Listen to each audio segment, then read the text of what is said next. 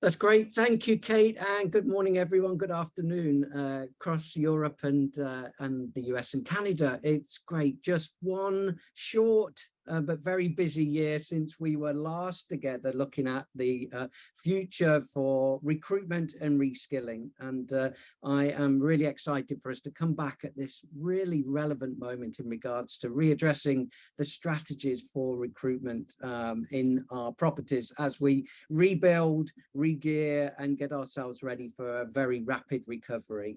So thank you all for joining us today.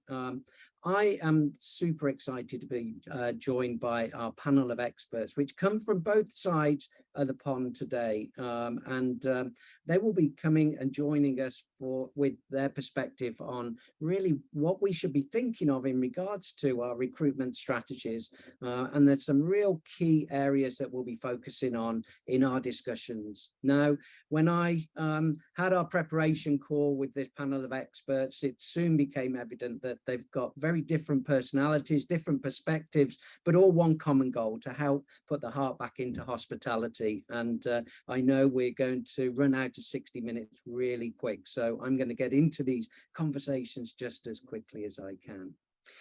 We've chosen the following areas to take a look at today in our webinar. We'll be looking at areas such as benefits, hours, the contracts that we put out there, the framework for attracting the very best talent that we can in our properties. We'll be looking as well at leadership and adaptability. And these are the two areas that I would call out now as being really key now, this week, this year, this September, that maybe were not at the top of our list when we were here last September. So it's interesting to see how things are shifting as as our properties rebuild.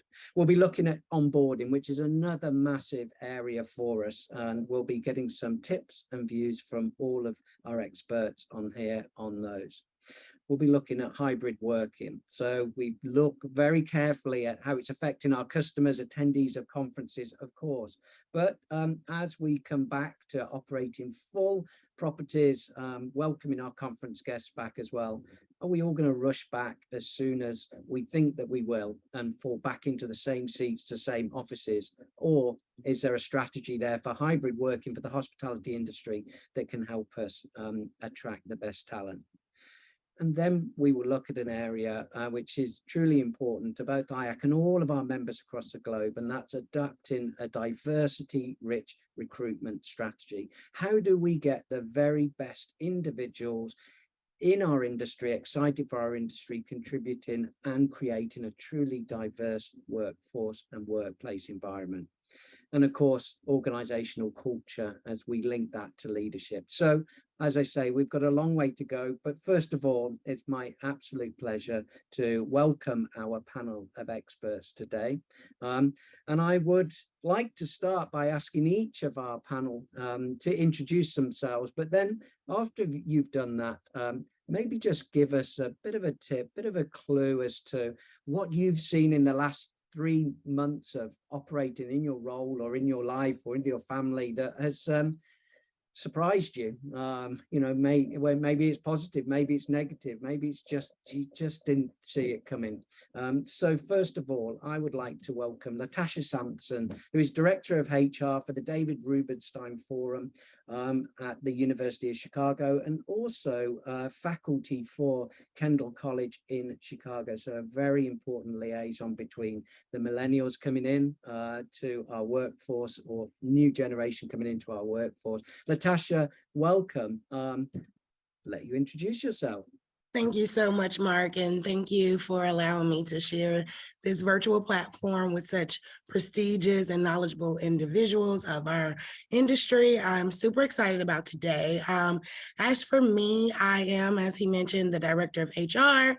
I've been with Benchmark Hospitality for the last 2 years. Awesome organization. They were a part of the initiation of IACC. So it's near and dear to our heart as an organization as a whole. So to partner with you all is just amazing.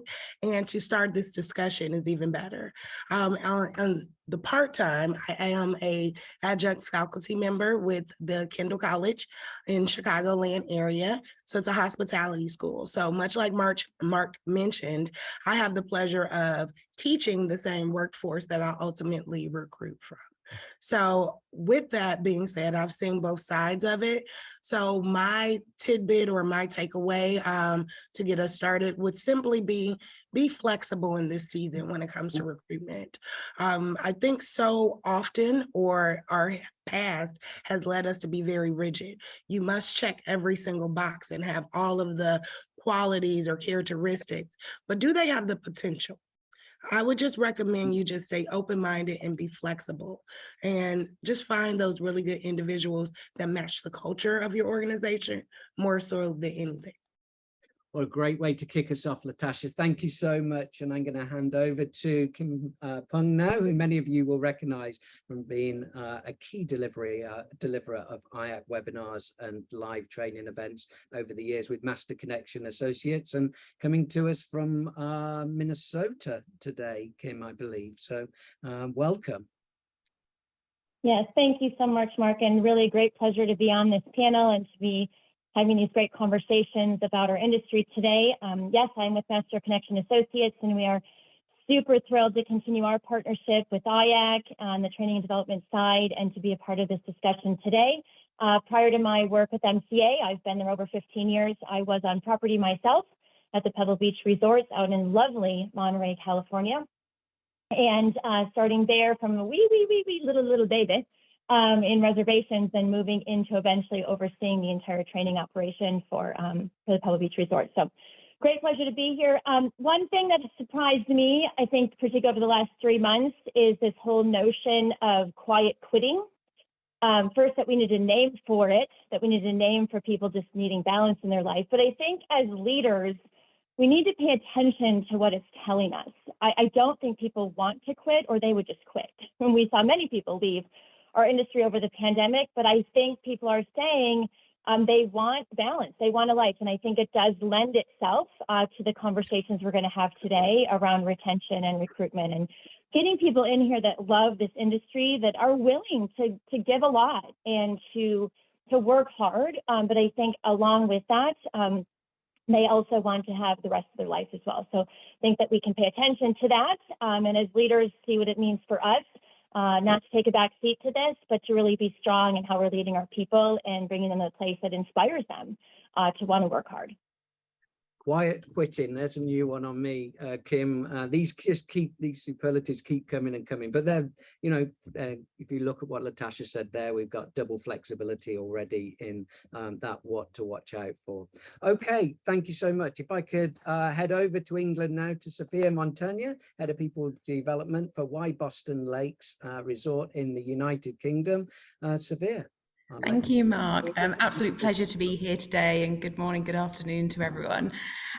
So I'm Sophia, Head of People and Development at Wyboston Lakes Resort. I've been here for about 5 years now, and prior to that, I was in another large hotel companies, so more corporate based, and yeah, I think I've been in HR for over 10 years now as a whole. I actually started off on reception as a shift leader and slowly worked my way into the HR side of things, and absolutely love it.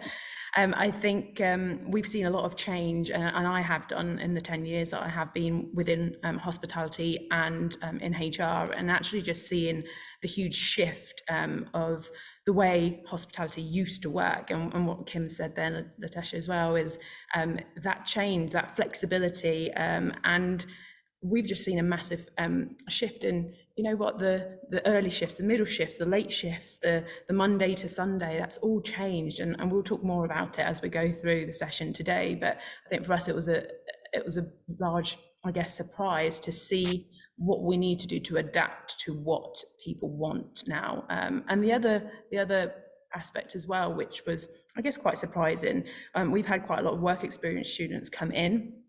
And we found that due to them being so secluded during lockdown, not being at school, not being amongst other people, when they've come in to do some work experience within the hotel, we have found that they've been quite anxious as individuals.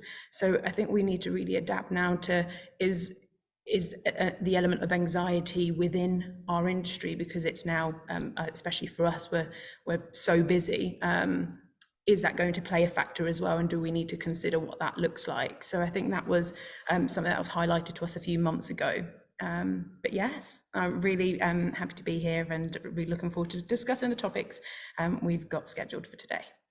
That's great. Thank you very much, Sophia. And John Brich, Vice President of SearchWide Global, coming in this morning from Cincinnati, fresh off 3 days of nice family holiday and fun. John, welcome. I'll let you further introduce yourself, sir.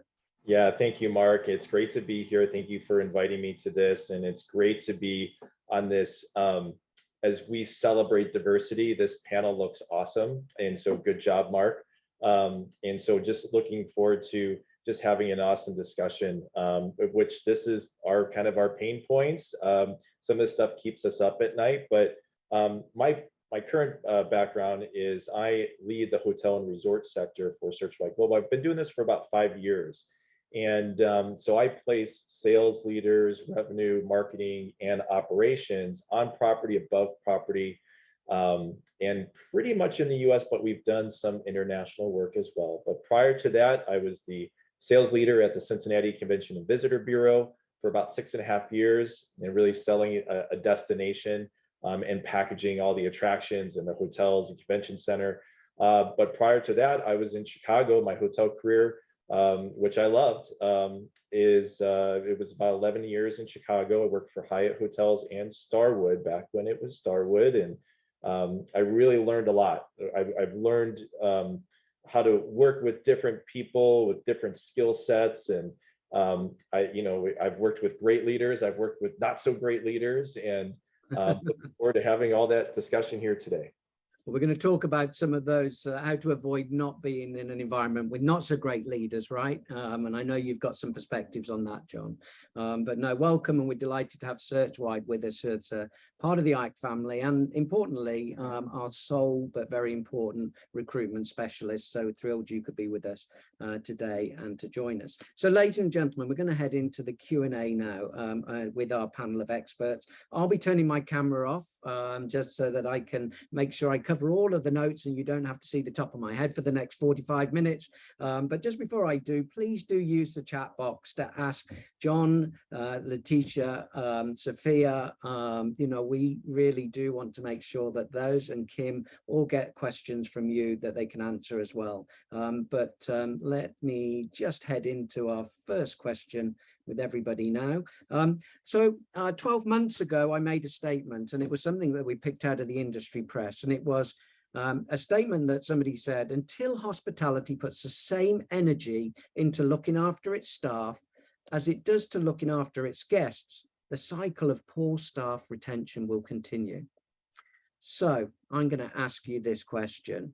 Does anyone have a view on whether our industry has acted in these last 6-12 months to make itself more attractive to employees? Have we started to address some of those concerns that were there after we all came back after the shutdown? Yeah, I'll start there. So it's been evident that hospitality has been really difficult to recruit for, and we've seen that over the past 2 years. A lot of individuals obviously left the industry to go and do other things because the industry was heavily impacted by the pandemic. And I've always said that I think that the passion that you do have for hospitality never really goes away. So as much as a lot of people have gone away, they've also come back again. And then again, that passion to come back into the industry, I think, is key. However, things have changed. Flexibility is a big factor for a lot of people now. So when we are recruiting, we're having to adapt to people actually want to spend more time at home, for instance, to look after children, to make sure that they're able to support family members, etc. So we've actually been looking at set days and contracted hours that will suit individuals. So it might be that actually instead of an early shift being 7 till 3:30, it might be that actually it's 9:30 till 2. And we actually looked at it as a business and put together these set days and hours. And then we've just gone out and advertised for them and specifically mentioned what the hours and the days are. And actually, the two of our venues, we have filled about 80% of those hours based on us just specifying that these are the shifts we have available, which means that there isn't the, well, I'm not sure when I'm going to work, I'm not sure when my rota is going to come out. There is kind of a set standard as this is what you're going to be working, which then means individuals can plan their life around it. And I think the full-time, when we look at our full-time team, we don't have many at all. We have now got about, say, across our operational team, about 80% are on part-time contracts rather than full-time 40-hour contracts. So we're noticing that we're getting a lot more people that are wanting flexibility as a whole. So we've adapted by incorporating different hours, shifts, times to help individuals out there, which has gone well. That 20% of the workforce being full-time blew me away when you shared that, Sophia. And just from a leadership and management of a business perspective, does anyone here have a view on what that means, you know, in terms of our leadership team, our GMs? You know, that 20 to 80% is huge, right? Yeah, Mark, it is huge. And, you know, for some GMs, this is a challenge. The ones that have been, you know, a GM for a very long time, it's hard to work with this new generation of workforce. And, you know, I remember in my hotel days that, you know, we separated, kind of talking a little bit about what Sophia was talking about, is we separated full-time, part-time, and temp into different buckets. But at the end of the day, if a leader, GM, could manage this a little bit better, show value to each of these different types of employees, but at the same time, like their value of creating that guest experience. I mean, a full-time employee can do that, a temp person could do it, but not look at that temp person as, oh, that person's only gonna work 20 hours a week, so we're not gonna necessarily value them. Some people have a hard time kind of, you know, managing that whole process.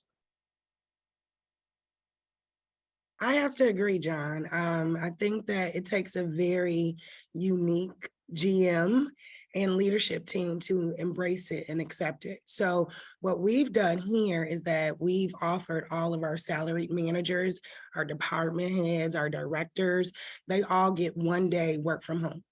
And the expectation is that 1 day work from home is that, much like Mark said, we want you to be, I guess, elbow deep into the operation those other 4 days.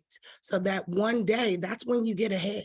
That's when we're expecting you to create those processes and procedures that take your department and the organization to the next level. But you may not have time to do that when you're elbow deep in the operation 5 days a week, 50 hours a week. You know, I come from the hospitality industry as well, where it was 50 at minimum, you know? So now we're giving that 1 day to buckle down, do the work to really drive the organization forward, to catapult us or position us to be that employer of choice. Not only are we limiting the quiet quitting, as Kim mentioned, you know, but we're also just understanding that you need flexibility. So whether you do that 1 day from home from a beach, hey, I won't judge you as long as you produce those processes, procedures, those great ideas, those things that really push us to the next level. However you get it done, maybe it's in between washing loads and walking the dog. We want you to be able to still be who you are and wear the many hats you wear outside of director or senior level manager or what have you. But again, it takes that very, I guess, flexible, I love that word, flexible GM and leadership staff to embrace it and accept it for what it could be and see the glory in what it can end up bringing. When you talk, a question for anyone who'd like to pick up on it, when you talk about creating these more flexible environments, having, you know, the different benefits, and maybe, I mean, we've all experienced certain benefits that used to be available for full-time employees only. And if you didn't work full-time, well, tough, you didn't get the benefits, or you had to wait 3 months before you actually got a benefit to make sure you hung around. But on the point of benefits, one question that's come in directly to me from one of our attendees today was, have any of you thought about adding childcare, on-site healthcare, etc. for employees? Are there new benefits that are, I guess, being brought into the workplace environment that maybe were not there before? Or is it benefits as usual? Any thoughts? Well, I would just say I've not seen a lot of those new, you know, on-site healthcare or childcare, but, you know, the one company that gets a hold of that and implement it into having childcare, I think will be, you know, just a leader in such an important thing, because that's, you know, the childcare situation. That's a big reason why you've got a lot of those 20-hour-a-week employees. So they can manage their family. Some people think it's because they don't want to work. Well, that's not necessarily the case. So if you could, you know, do that, that would be pretty much a game changer. Great, thank you, John. So what I'm hearing so far is hospitality does seem to be reimagining itself for employees in the way that yesterday we used to reinvent our, you know, experiences for our guests to keep delighting them, keep creating memories. So that's a good thing, right? We are starting to reimagine and reinvent. Well, let's head into the second part of this, which is to look at, you know, once we've managed to identify a great individual to come and join us, we've been working hard to rebuild that workforce. And, you know, when it comes to onboarding and training, that important first phase, what are you seeing in the field? Or by equal measure, you all come from very different perspectives. You know, what should we keep in mind as hotel and venue operators when it comes to onboarding and training? Or what should we stay away from and try and avoid? Who'd like to kick us off there? I'll hop in, Mark. I think the main thing is to be mindful of or avoid just sticking your new hires in a room and watching videos. Like, it's a snooze fest. I'm just gonna call it what it is. You know, make it exciting. Invite your leaders of various departments to come in and introduce themselves. Make them do a random icebreaker. So now I not only know that you're the director of whatever department, but I understand if you had to explain yourself and categorize yourself as a food, what would you be? Whether you're a spicy taco or seasoned carrot, you know, I'm getting a little bit more of your personality. We also we actually have 2 properties on the campus of University of Chicago. We go on a walking tour. We walk from one property to the next. So we point out various spots along the university that you may want to know or visit. So get people up and out and about. Take them to your restaurant for lunch. Don't take them to the cafeteria.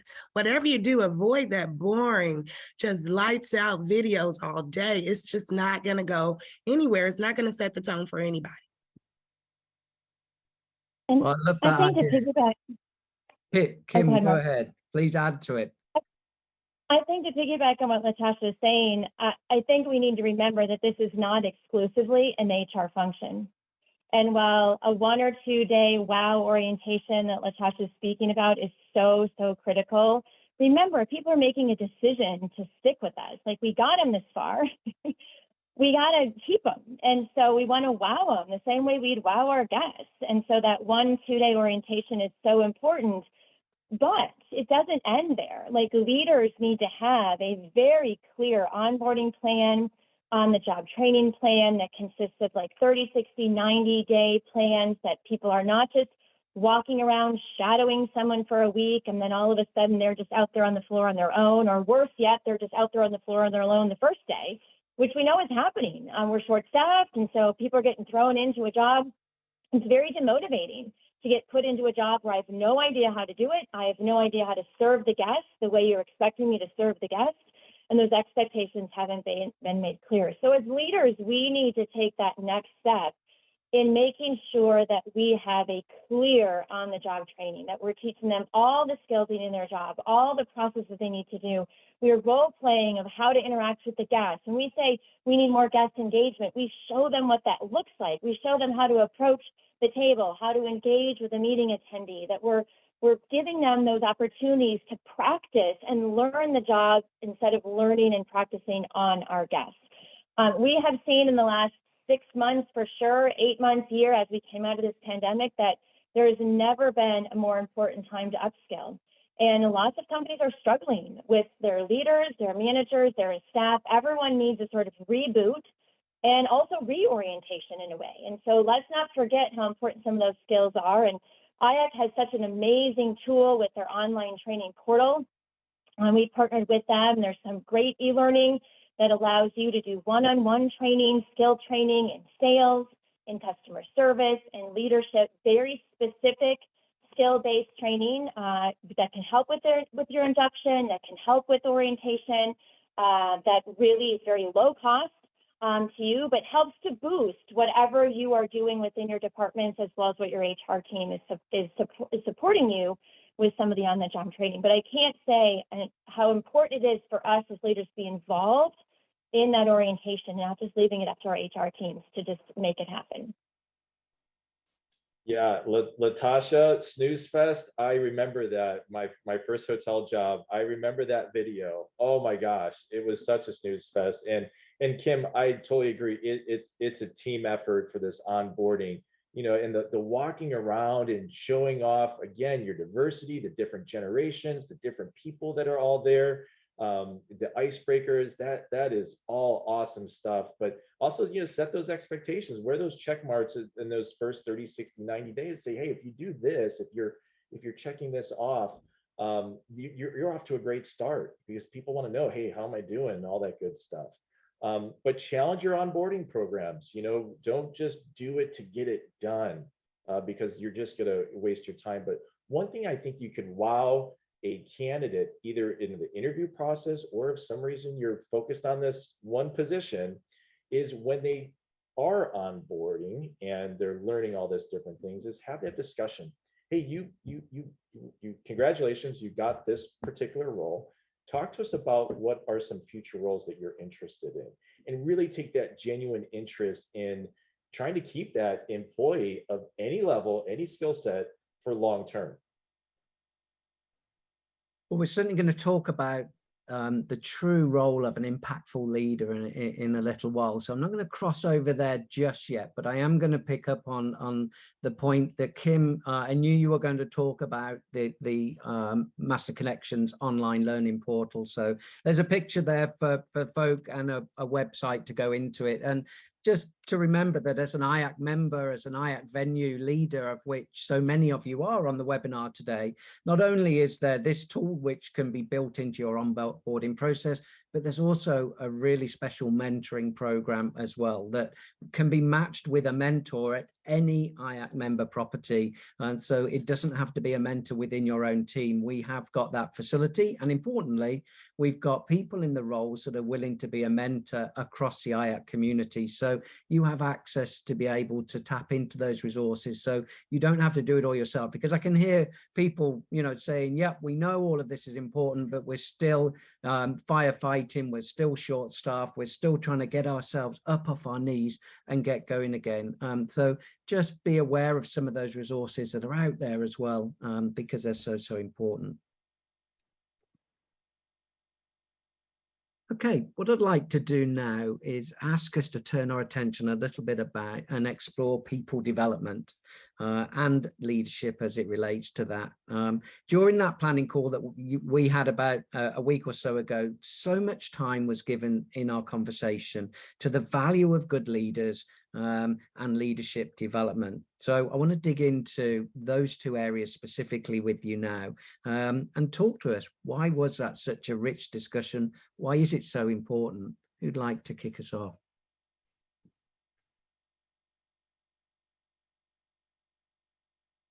John, what I'm going to do then is I'm going to ask you, will you also during that discussion mention to me about the hardest role to fill is the general manager's role? Why is that? Why is that one of the most challenging roles that you find to fill today? Yeah, well, I mean, you take a look at the title, general manager, it encompasses everything that happens within that particular organization. So you've got to be generally managing everything. And some people are really good at that. And some people are, not really good at that. And you gotta find out, in our work of finding right people for right organizations is a general manager, client and customer focused, or are they employee focused? And is there a right or wrong answer there? Okay. And there isn't, but I think if you put more time and value into your people, that will in turn, show off in front of your clients and guests and everything. But you've got leadership, you've got business acumen, you've got relationships, you've got a lot of times the general managers are very fixated in the community. You've got all these different things that it's really hard to check all the boxes. So those are just a few examples of why the general manager is really one of the most difficult. Now they're all difficult right now, but the general manager is really one of the most difficult positions to find that perfect connection. And I guess, John, as you talk that through, finding that balance, because we all want to employ the most dynamic, the hardest working, talented individual that we can to fill any given role. And then, the last thing that we think maybe to do is to try and put the brakes on them. But this group, you've taught me that actually one of the negative traits is that incredibly driven individuals find it hard to switch off. And particularly over the last couple of years, we've just been go, go, go, go, go and try and solve the problem. But, as a good leader, is it your role to create a balance and make sure that we protect those great individuals and help them switch off, or is it down to them and we let them go at their own speed? Well, yeah, I think it's definitely, we got to help them. If they're not able to find that balance themselves, we've got to encourage it, because otherwise it's not going to last long term. You have to, again, it goes to just that genuine interest in these employees to, give them support, give them the autonomy. But if they're having any trouble in balance, then it is, it doesn't have to be just an executive committee member. It could be, at any level to just try to help that person, find that balance. That's great. Well, in a moment, Kim, I've got a question, but I'm going to come to you just after this question and ask you a little bit about what you're seeing in the training world and where those focuses are and where they're not, and what we might have to keep in mind specifically in relation to leadership. Question that's come in though, culture is so important, creating the best environment. With the changes in how we work, virtual, working from home, contracts, flexi time, everything we've been talking about today, how does that alter the cultural immersion for the team as a whole? Does this group have any tips on how to make sure our culture is strong for everyone, given all of this change? Anyone want to pick up on that question? I'll hop in here. I think the main thing is I would recommend pivoting how you would typically engage your culture.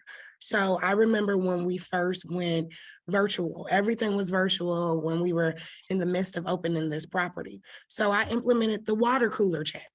We would come together for about 30 minutes, just like you would at a water cooler, and talk about TV shows, the weather, sports, whatever topic just came to anyone's head. Nothing was off the table. And it was completely unrelated to work because it was the water cooler chat. So instead of disengaging and saying, well, let's just work and stay focused on the projects at hand, how do you keep them engaged? I've even had to do virtual holiday parties when the Omicron variant, when skyrocketed, I didn't want to remove it completely. So how do we have a virtual holiday party? We did just that. The few individuals that were required to be on site, that were cleared to be here, were here. Those that weren't, they were shipped a package that had their party supplies, and we played a virtual game. Everybody was engaged. Prizes were still given away. Some just were awarded right there on the spot. Some were mailed. So I just think it's a matter of pivoting and just still engaging the culture, whatever that may be at your organization, but don't lose who you are simply because an individual is working at home or working a minimum shift. It doesn't change who you are at your core. Just keep them engaged, whatever that looks like. It's a really good point you make, Latasha. And I guess we've become really good at not accepting no for an answer. So always finding a way is something that's built into our DNA. Kim, talk to us a little bit about what you're seeing in the training world, where the focus is, where it should be, what's going on. I think just as we respond to what we've just heard from John and Latasha, leaders are experiencing a lot of challenges right now. I mean, to lead today is so different even than it was pre-pandemic, but certainly the last 10, 15 years. And so having the skills and tools to pivot, as Latasha's just said, to kind of have that innovation, to think outside the box about how I lead my people in a different way today. I think leaders need as much skill training as our teams do. And what's been a great surprise for us, certainly at MCA coming out of the pandemic, is how much people are willing to invest in training. When people are really seeing like, okay, we have to train our people. Like there's been this big gap, whether they were furloughed, whether they stayed throughout the time, and work was just so different than it is now. Whether they changed careers and came back, or they're new to the industry, right? We have lots of people new to the industry. People are putting a lot of emphasis on skills training, sales training, customer service training, realizing how important it is. Probably 70 to 80% at least of what we do is that. What is lagging behind is leadership training. What is lagging behind is giving the skills to our leaders to support the environment that we want these employees to thrive in. So I can send somebody three days of sales training, they can get upskilled, they can get excited, they can get motivated about now how I'm going to prospect and how I'm going to go after new business, how I'm going to engage with my client. But if they go back into the same environment that the leader isn't supporting, encouraging, giving feedback and coaching, and let's just be honest, to be a good leader and to be some of the things that Latasha talked about, we just have to be engaged. We just have to talk to people. We have to give them feedback. We have to coach them on their skills. We have to pay attention to what we're doing. I mean, way back to what we called years and years ago, manage by walking around. We got to get out of the office.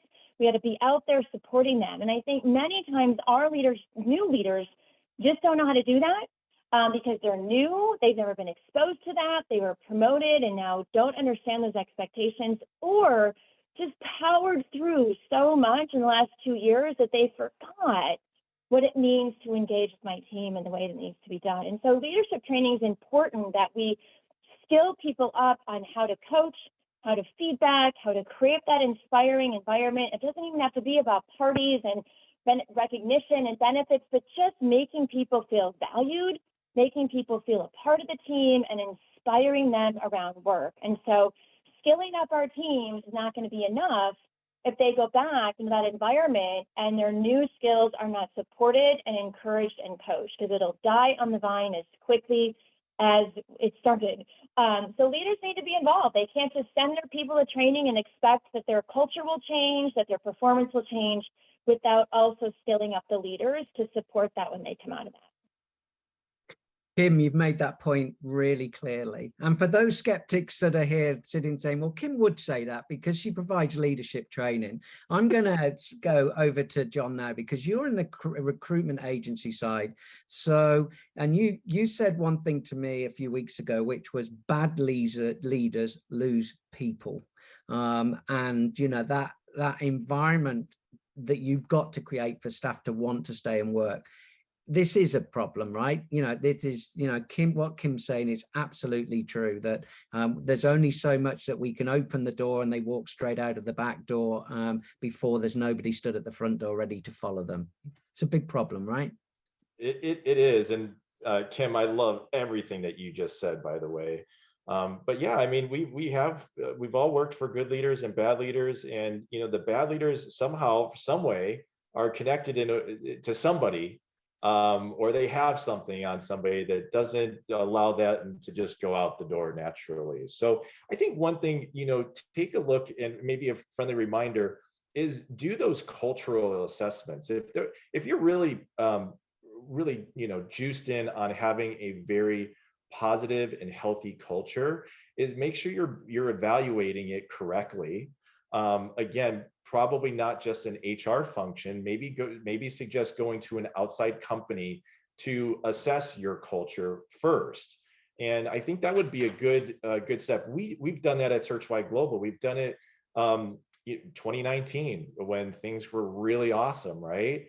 We also did it this past year. We used a company called Fire Up Culture, and it really kind of looked at our culture rating from 2019 to where it is today, and it actually improved.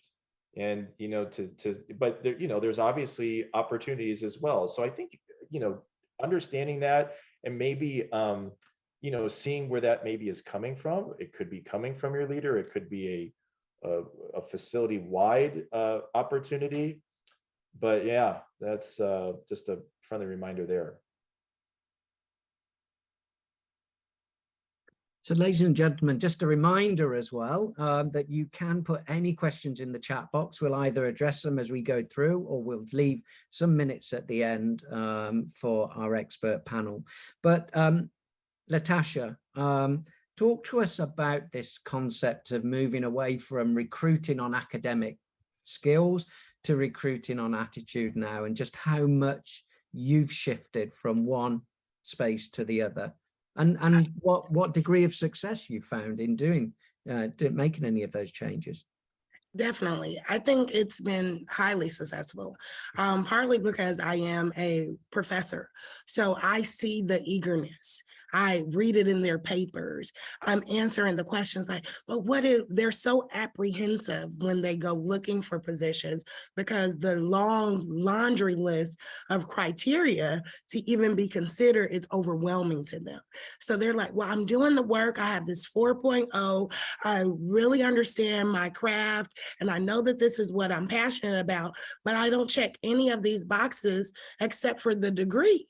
Like, what do I do now? So I have taken many gambles over the course of my career with staffing individuals that are fresh out of college, that may still be in their junior or senior year of college. But I see the potential. I see the eagerness. I see the excitement and the passion. And I'd rather cultivate that.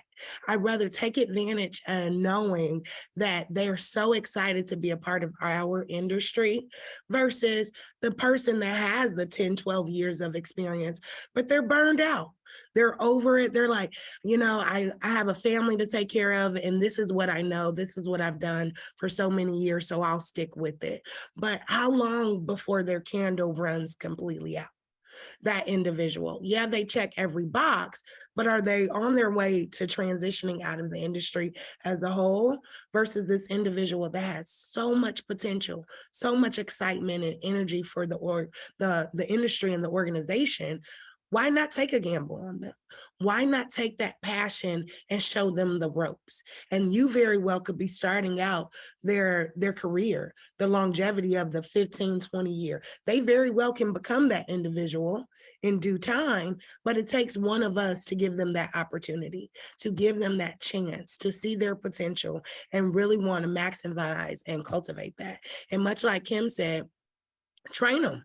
Just give them the tools, but then allow them the opportunity to activate that same knowledge that they've acquired through these various training platforms. Now you're giving them the chance to really activate that and cultivate it. And again, you never know how long they'll be in our industry versus the person that checks every single box, but they're like, oh, that company sounds cool, but I'm just over it. It's been a long road in this hospitality life. Why not take that spark and see where it goes? Love it. What a great ending. And Kim, millennials are now the leaders that we're dealing with and that are running our organizations and are creating the culture that exists. So do you have any views on, on the skills they do or don't come into the industry with, They have all of the enthusiasm, the passion as we'd expect, but are millennials coming into leadership roles in a different position to, those that walk before them into the roles for the first time? And if so, what do we need to do to support them? Right. I don't know that it's necessarily millennials are any different position than the rest of us were. I think we're just seeing now the millennials coming of age, and so now are reaching those positions where the leadership opportunity is the next opportunity. And I think just in any other situation, a lot of times we promote people who are strong performers into leadership roles, and then not realizing that leadership role is a completely different role. Like to be a strong performer is very different than being a leader. But we put them in these leadership positions and sort of make all these assumptions that because they performed well in the job, they now are going to be able to lead well. And that isn't always the case. And so we're not really setting them up for success in a way that there's a mentor, a leader above them that's coaching them on those leadership skills.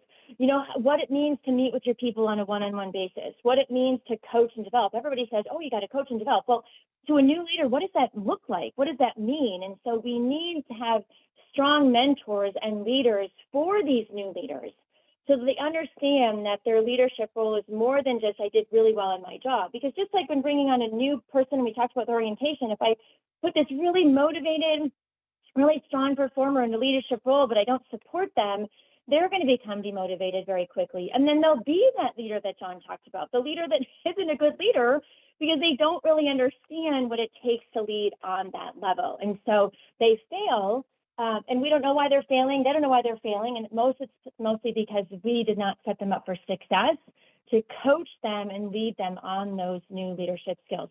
We have a model that we talk about in leadership training all the time, that anytime somebody starts a new position, they start as a beginner.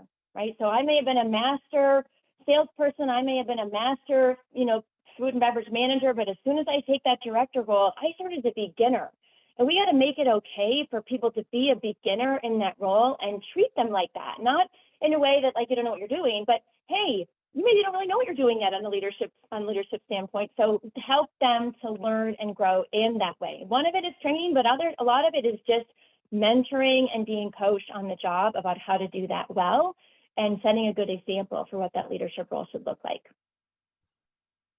Well, I think, Kim, we are well and truly moved away from that tactical skills into the importance of leaders, creating great leaders for a more robust, a more solid organization and working environment. But as we leave this area, and it's been a big area again today, Sophia, can we attract great leaders? And if we do it, what about if they want to work 4 days a week? And can any organization sustain a bank of great leaders working 4 days a week? What's your opinion? Yeah, I mean, it's something that actually we are exploring at the moment. So we are finding, again, we've got those, assistant manager levels up, for instance, that are working 5 days, if not more, 40 plus hours over that period of time. So we've actually been exploring what this would look like if we were to incorporate 40 hours over 4 days. How will that impact the business? And also, will they be more productive by actually filling those 40 hours over a 4-day period, meaning that they get 3 days off a week, and what impact that would have on their lifestyle and work-life balance. So it's something that we're actually interested in, and we feel that it can actually work. We haven't actually put anything in place just yet, but looking at the business, looking at the people that we have and the wider team, we feel like it's something that actually may attract more people in the business and in the industry as well. And I think we've got to look at, times are changing, we're having to change with the times as well. So it's not just at a team member level, but at that manager level, they're the people that are going to be training and developing the team below them. So how can we sustain a working environment that's beneficial for them as well as the team? So I think it's something to look at for those of you that maybe haven't considered it just yet. As I say, we feel that it can work for us, and we're just exploring those options at the moment. But definitely food for thought with the way we're going at the moment. Well, there's a single reason why we all got to come back next September and see whether that became reality for you, Sophia, at Wyboston, and it created a successful leadership culture. I have one question in from the audience for whoever would like to pick this up, and it's a basic one, which is, you bring in new people, you hire an attitude, everything that we've talked about there, but then the competition comes and steals them away for a couple of dollars or euros more. Is money becoming more important than job satisfaction today, or do you feel differently? I'm happy to go with this one, actually. It's an interesting one because we've seen a few people that have wandered off because they're getting a little more pay-wise.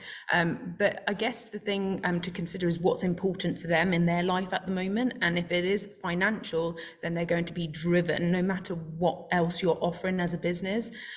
So, as a whole, you might have a great work-life balance. You might actually have all the benefits of working with this organization. You might get all the training and development. But as an individual, if you are driven by the element of money, then I think it's really hard to sustain people in the business if that's where they're driven by.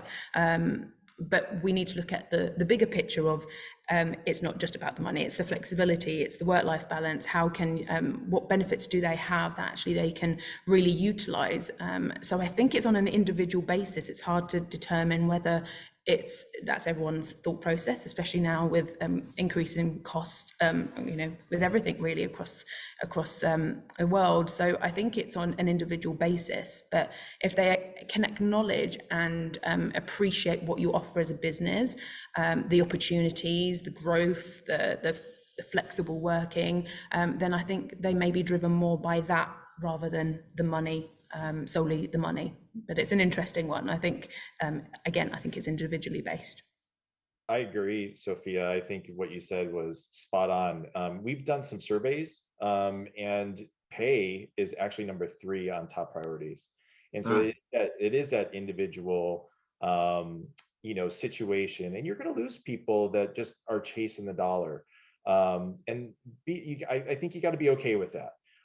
If they are truly your top salesperson, and maybe in this example, then you just have to fully engage with them and just kind of understand, like Sophia was saying, the entire picture of what's important to that particular valued employee.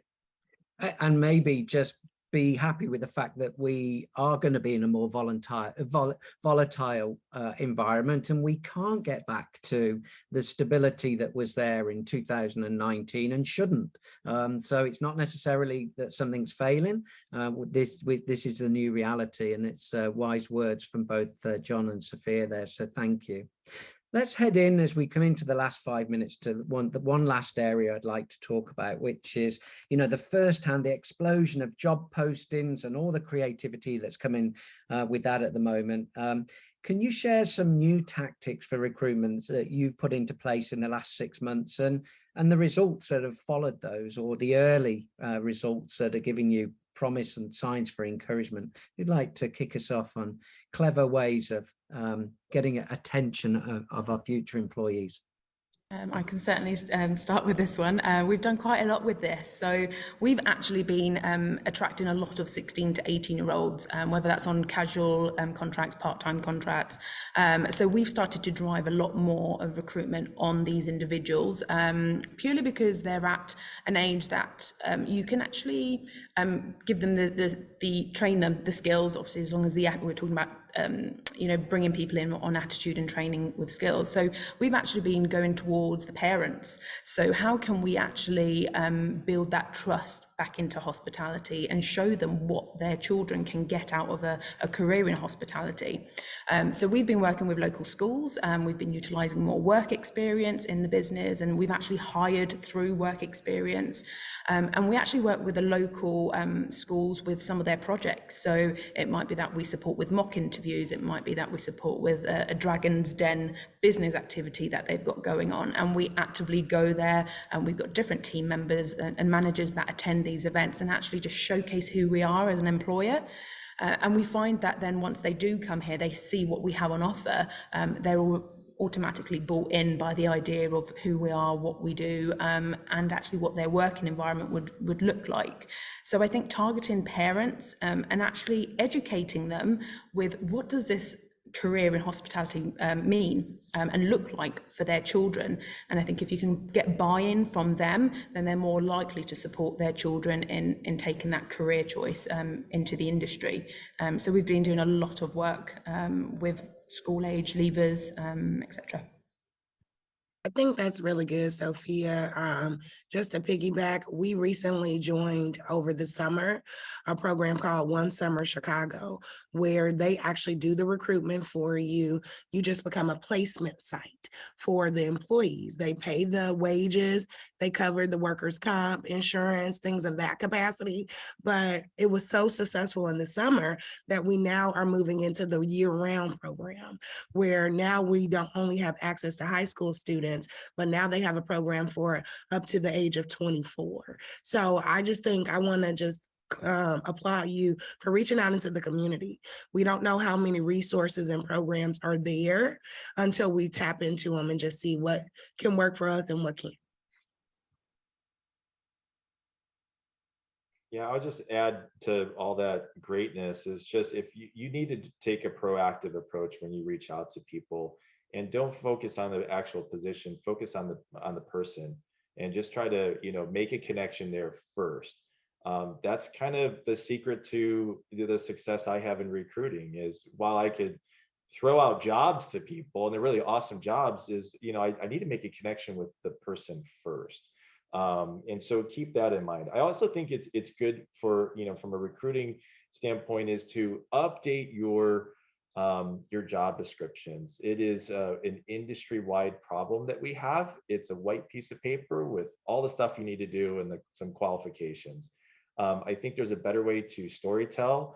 I think there's an opportunity to put on some career pathing at the end of it, saying if you do this, then you could potentially lead into this discipline or that discipline. So you're telling that maybe a long story there for a potential career with that candidate. So just some friendlies there. That's a nice way of thinking about it as well, John. You're almost selling the encouragement that you recognize they'll be coming into this post today, but you want to help them get into the next post even before they've started that post.